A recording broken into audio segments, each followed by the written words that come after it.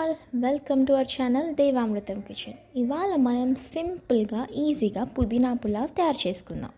First అయితే పుదీనా ఒలుచుకున్న తర్వాత ఇలా ఆకుగా తిన్నా ఎవరికి నచ్చదు, ప్లస్ అంత ఈజీగా ఎవరు తినరు. అందుకే నేను దీన్ని సన్నగా చాప్ చేసి పెట్టుకున్నా.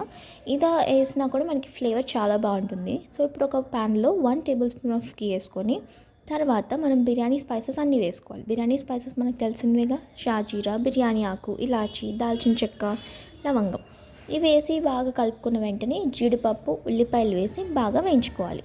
మనకి ఉల్లిపాయలు కొంచెం ఫ్రై అయినట్టు అనిపించగానే దాంట్లోకి మనం కొంచెం జింజర్ గార్లిక్ పేస్ట్ అంటే 1 టేబుల్ స్పూన్ తీసుకున్నాను నేను. సో జింజర్ గార్లిక్ పేస్ట్ వేసుకొని బాగా కలుపుకొని ఒక 7 to 8 గ్రీన్ చిల్లీస్ని స్లైస్ చేసి వేసుకోవాలి. ఇవి మొత్తం బాగా కలిపేసి పచ్చివాసన పోయేదాకా ఉడికించుకోవాలి. మనకి ఈ ఆనియన్స్ పేస్ట్ అంతా ఉడికిపోయిన తర్వాత ముందుగా కట్ చేసి పెట్టుకున్న టొమాటోస్ని వేసి బాగా కలుపుకోవాలి. ఈ కలుపుకున్న టొమాటోస్ని కూడా కొంచెం ఫ్రై అవ్వడానికి క్యాప్ పెట్టి ఒక 2 minutes ఉడికించుకోవాలి. ఈ 2 minutes ఉడికిన తర్వాత కట్ చేసి పెట్టుకున్న ఆలూస్ వేసుకొని బాగా కలుపుకొని మళ్ళీ ఇంకో 2 minutes మూత పెట్టుకొని ఉడికించాలి. ఆలూస్ కూడా కొంచెం అలా బాయిల్ అయిన వెంటనే చాప్ చేసి పెట్టుకున్న పుదీనా, ఆల్సో నేను పుదీనా 1 cup తీసుకున్నాను. మీ క్వాంటిటీ మీ ఇష్టం. సో నేను 1 cup పుదీనా తీసుకున్నా. అది కూడా బాగా కలిపేసుకొని దాంట్లోకి సాల్ట్, కారం, గరం మసాలా.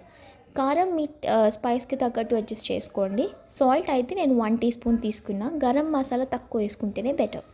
నేనైతే 2 cups రైస్ ముందే సోక్ చేసి పెట్టుకున్నాను. మీ రైస్ క్వాంటిటీ మీది. సో రైస్ వేసుకున్న వెంటనే ఇది ఒక సీక్రెట్ ఏంటంటే వెంటనే వాటర్ పోసేయద్దు.